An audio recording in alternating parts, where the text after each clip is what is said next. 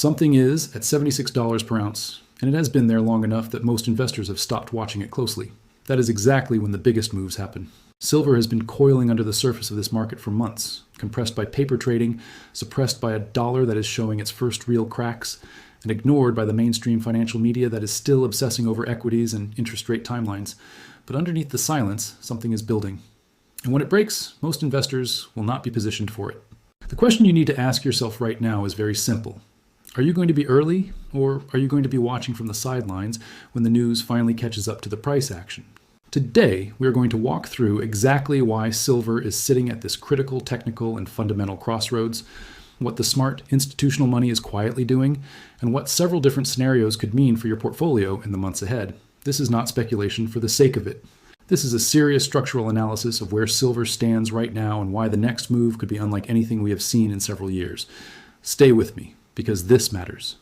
To understand why silver is at an inflection point, you have to understand what has been holding it down. For the past several months, silver has been caught between two competing forces. On one side, you have real physical demand that is genuinely unprecedented.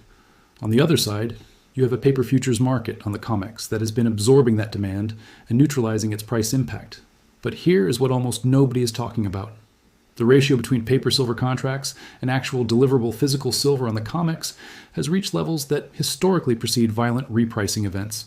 We are not talking about a small imbalance. We are talking about a structural gap that is growing every single week. The number of ounces of silver that exist on paper as futures contracts dwarfs the registered inventory available for actual delivery. When that gap closes, and it always closes eventually, the move is not gradual. It is sudden, sharp, and it punishes anyone who is not already positioned. Now pay close attention, because this is where the story gets serious. Silver is not just a monetary metal anymore. It is an industrial metal with an irreplaceable role in the global green energy transition. Solar panels require silver. Electric vehicles require silver. Advanced electronics, medical devices, military applications, and the entire digital infrastructure powering the modern world all require silver. And the demand coming from these sectors is not slowing down. It is accelerating. The International Energy Agency has published forecasts showing that solar panel manufacturing alone will consume a quantity of silver over the next decade that the mining industry will struggle to match. At the same time, silver mine production has been essentially flat for years. New major deposits are not being discovered at the rate needed to replace aging mines. Capital investment in silver mining collapsed during the low price years, and the infrastructure to dramatically increase output simply does not exist right now. This is a supply and demand imbalance that any serious economist would recognize as extremely bullish for price over the medium to long term. But here is what makes the current moment particularly interesting. We are not just dealing with a supply crunch in the industrial silver. We are simultaneously dealing with a monetary crisis that is driving institutional demand for silver as a store of value. Look at what central banks around the world have been doing with gold. Central bank gold purchases have been running at the highest levels in decades. Countries in Eastern Europe, the Middle East, and Asia have been systematically reducing their exposure to dollar-denominated assets and replacing them with physical gold. Now think about what that signal means for silver. When sovereign wealth funds and central banks move toward hard assets at this scale, it reflects a fundamental loss of confidence in the fiat currency system that has governed global finance since 1971. Silver is historically gold's more volatile and more leveraged monetary cousin. When gold moves, silver eventually follows. And when silver follows, it tends to move faster and further in percentage terms. The gold to silver ratio right now is sitting at a historically elevated level. This is exactly why smart money is moving early. The ratio is a signal. It tells you that silver is deeply undervalued relative to gold on a historical basis. Every time this ratio has reached these extremes in the past, silver has undergone a significant reversion that dramatically outperformed gold over the subsequent 12 to 18 months. Now let us talk about the macro environment, because the backdrop for this trade has rarely looked more compelling. The European Central Bank is caught in a trap. Inflation across the Eurozone remains uncomfortably above target in several key economies, while growth in Germany, the continent's industrial engine, continues to disappoint. The ECB faces the impossible choice of keeping rates elevated enough to fight inflation, while simultaneously watching the Eurozone economy slow toward stagnation. Either path is damaging. And either path, when followed far enough, leads to currency stress. The euro has already experienced meaningful devaluation over the past 2 years relative to gold. Investors across Europe who held their savings in euros and did nothing are now sitting on a silent loss of purchasing power that the inflation statistics only partially capture. Meanwhile, across the Atlantic, the Federal Reserve is navigating its own version of the same trap. American debt levels are now at a point where the interest cost alone is consuming a percentage of federal revenue that economists would have considered alarming just a decade ago. The pressure on the Fed to eventually ease monetary policy is structural, not cyclical. It is not about the next quarter. It is about the arithmetic of debt compounding at rates that the economy cannot sustain indefinitely. When the Fed pivots, and the market is increasingly pricing in that pivot, gold and silver have historically been among the clearest beneficiaries. Real interest rates falling or going negative is the single most powerful driver of precious metals repricing that exists in the macro toolkit.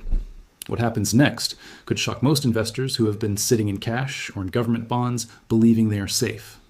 Now let us walk through the scenarios because this is where serious investors need to think carefully. In the bullish scenario, the COMEX paper to physical imbalance triggers a short squeeze event.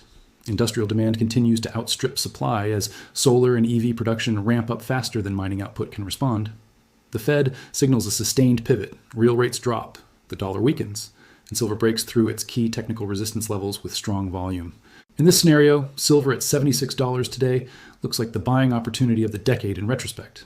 The percentage gains available from this level in a genuine bull run would be extraordinary by a historical comparison.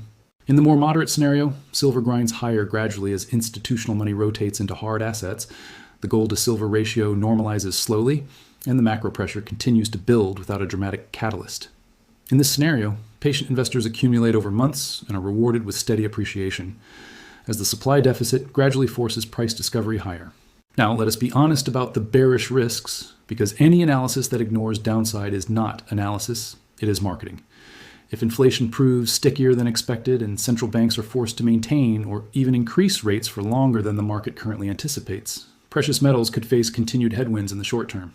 A strong dollar rally, potentially triggered by a risk-off event in global equities, could temporarily suppress silver prices further before the fundamental story reasserts itself. If industrial demand slows due to a global recession, some of the green energy tailwinds could moderate in the near term.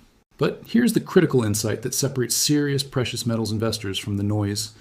Even in the bearish scenarios, the structural supply deficit does not disappear. Even in the bearish scenarios, the debt arithmetic of both the US and European fiscal situations does not improve. Even in the bearish scenarios, the geopolitical fragmentation driving countries away from dollar-denominated reserves does not reverse. The bear case delays the thesis. It does not destroy it.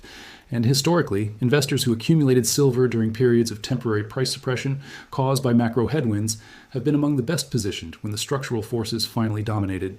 This is exactly the kind of moment where the difference between investors who understand what they own and investors who are just reacting to short-term price action becomes most visible. $76 for silver feels like a ceiling right now.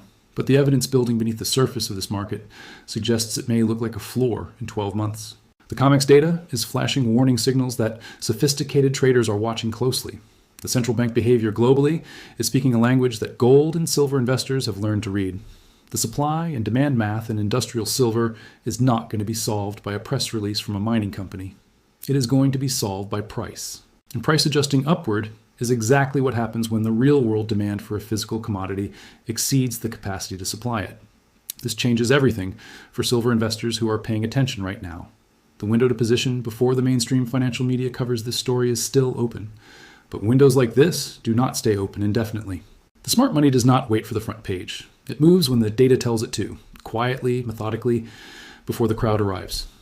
If you have been watching silver from the sidelines, wondering whether this moment is real, the analysis you just heard is your answer. Do the research. Examine the COMEX data yourself. Look at the gold to silver ratio. Look at the central bank purchasing trends. Look at the industrial demand forecasts from the International Energy Agency. And then ask yourself whether $76 for silver is a price that reflects all of that information. The answer should be obvious. Position yourself accordingly, because the next move in silver may be the one that defines this decade for precious metals investors. If this analysis gave you something valuable, subscribe right now and turn on notifications so you never miss a market update like this one. Drop the word gold or silver in the comments below to let us know where you're positioned. The conversation in the comments is always worth reading, and your perspective matters in this community. Stay informed, stay prepared, and we will see you in the next one.